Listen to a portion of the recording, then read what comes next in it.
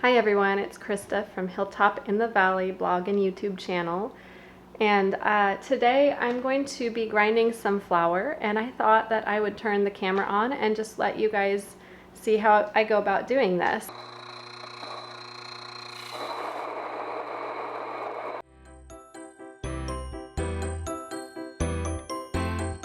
I have my Mockmill 100 right here, and it doesn't take a lot of setup. I pretty much just put it on the counter and it's ready to go. Plug it in, and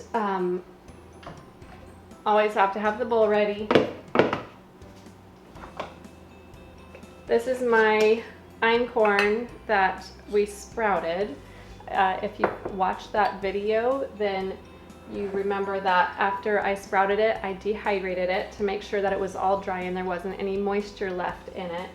If you haven't watched that video, go back and watch that video. And if you haven't yet, subscribe to this channel and press the like button. I would really appreciate it, and it would help so many other people to be able to see these videos. So I'm gonna go ahead and turn it on, and it's gonna be a little loud. My husband actually gets very concerned for my hearing, and so I tend to wear some kind of hearing protection when I do this, just to make him happy. But I'll give you an idea of what it sounds like.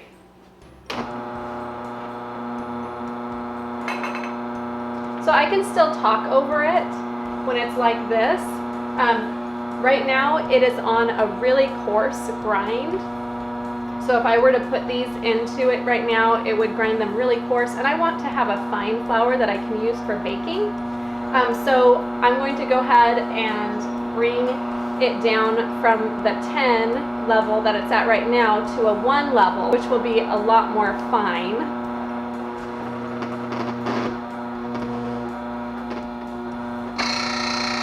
You hear that clicking? Once you hear that clicking, you know that it is ready to make some really fine flour, because the stones that are inside of it are barely hitting each other and they're ready to grind over each other. The cool thing about a Mockmill is that there are so many different settings on it. If I just unscrewed, let's say, I'll bring it back up to 10. If I loosened it up at 10 now, and then brought it down and tightened it up again. Let's see what that did. So what I did by loosening that was I made it so that when it went back down to the level 1, that was the level it was clicking at before, but now it's not clicking anymore. And so it's actually changed the height of the stone at a level 1. By loosening and tightening the lever on this, you have so many different possibilities for grinding, whether you want it to be a fine flour or if you want something a lot more coarse. There are so many different things that you can grind with your flour mill.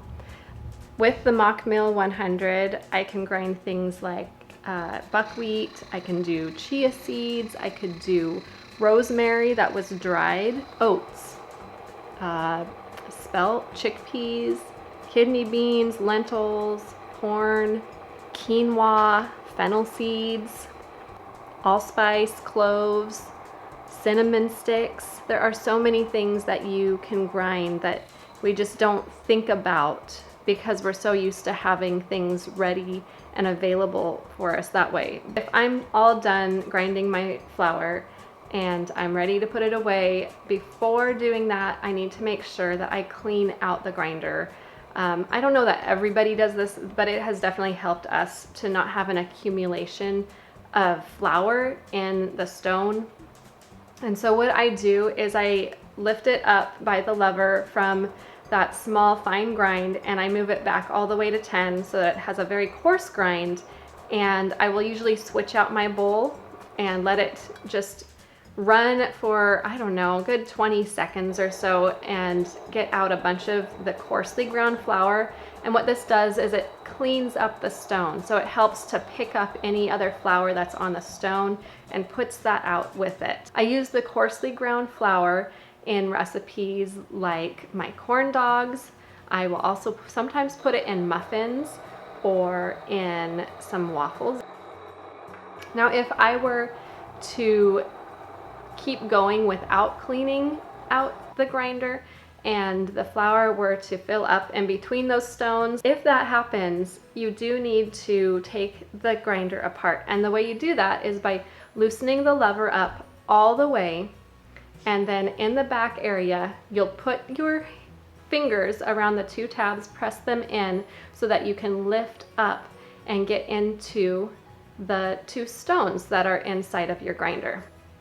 If the stones have too much flour on them, they do suggest taking a little knife and putting some marks in it in order to clean them off. So this jar of freshly ground flour took these 3 jars. These are quart jars, and this one is, oh, I think it's just a little bit less than a quart.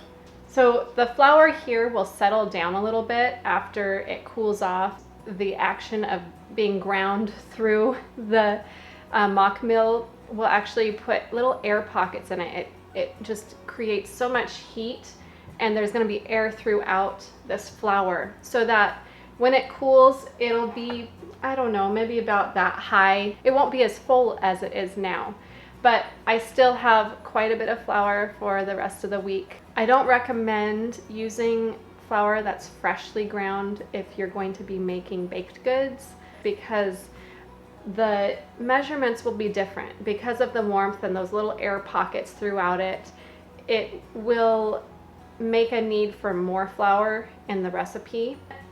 There is one thing that I do like to use it for right away when it's still warm, and that is my sourdough starter.